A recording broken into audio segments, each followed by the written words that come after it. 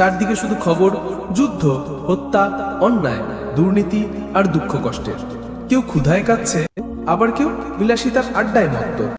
আজ মানুষ মানুষকে ভুলে যাচ্ছে, ভাই ভাইকে হত্যা করছে, প্রতিবেশী প্রতিবেশীর হক নষ্ট করছে। প্রশ্ন হলো, এই পৃথিবী কেন এমন হয়ে গেল, আর মুসলিম হিসাবে আমাদের কি করণীয়? একবার চারদিকে তাকিয়ে দেখুন, মধ্যপ্রাচ্যের যুদ্ধ থামছে না। প্রতিদিন নিরীহ শিশু, মা বাবা রক্তের স্রোতে হারিয়ে যাচ্ছে। আফ্রিকার অনেক দেশে আজও মানুষ একবেলা খাবারও পায় না। উন্নত দেশে মানুষ দুঃখে ভুগছে মানসিক রোগে, একাকিত্বে আর মাদকের নেশায়। এ যেন এক অদ্ভুত পৃথিবী, যেখানে প্রযুক্তি গিয়েছে অনেক দূর, কিন্তু মানবিকতা পিছিয়ে গেছে অনেকখানি। কুরআনে আল্লাহ তাআলা বলেছেন, মানুষের হাতের কামাই করা কাজের জন্যই স্থলে ও জলে বিপর্যয় দেখা দেয়। সূরা রুম আয়াত 41। অর্থাৎ আজকের এই বিশৃঙ্খলার মূল কারণ হলো আমরা নিজেরাই। আমাদের পাপ, অন্যায়, জুলুম, আল্লাহর অবাধ্যতা সব মিলেই এই পৃথিবীকে অশান্ত করে তুলেছে। প্রিয় দর্শক, সমস্যার মূল কারণগুলো একবার খেয়াল করুন। আমরা নামাজ ভুলে গেছি, আমরা মিথ্যা কথা বলা স্বাভাবিক মনে করছি, সুদ, ঘুষ, চুরি আজ অনেকের জীবনের অংশ হয়ে গেছে।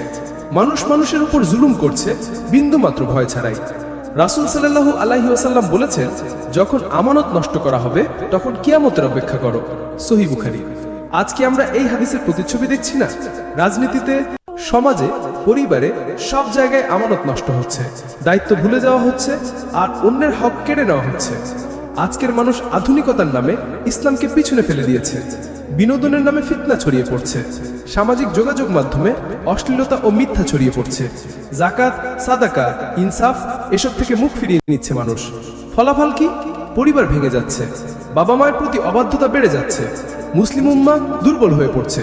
রাসূল সাল্লাল্লাহু আলাইহি ওয়াসাল্লাম বলেছেন, তোমরা যদি দুনিয়াকে ভালোবাসো এবং জিহাদ ছেড়ে দাও, তাহলে আল্লাহ তোমাদের উপর অপমান চাপিয়ে দেবেন, যতক্ষণ না তোমরা তোমাদের দ্বীনের দিকে ফিরে আসো। অতএব দুনিয়ার প্রতি ভালোবাসা আর দ্বীনের প্রতি অবহেলাই আমাদের পতনের প্রধান কারণ। কিন্তু প্রিয় ভাই ও বোনেরা, আল্লাহর রহমত সীমাহীন। আমরা যদি চাই পৃথিবীর এই অন্ধকার থেকে আলোয় ফিরে আসতে পারি, সমাধান খুবই সহজ। আল্লাহর দিকে ফিরে আসা, 5 ওয়াক্ত নামাজ কায়েম করা, অন্যের হক আদায় করা, সত্য কথা বলার সাহস রাখা, জুলুম ও অন্যায়ের বিরুদ্ধে দাঁড়ানো। রাসূল সাল্লাল্লাহু আলাইহি ওয়াসাল্লাম বলেছেন, মুমিন মুমিনের ভাই, সে তার প্রতি জুলুম করে না এবং তাকে অসহায় ফেলে রাখে না। সহিহ মুসলিম। যদি আমরা এই ভ্রাতৃত্ব আবার ফিরিয়ে আনতে পারি, তবে পৃথিবীতে শান্তি আসবে ইনশাআল্লাহ।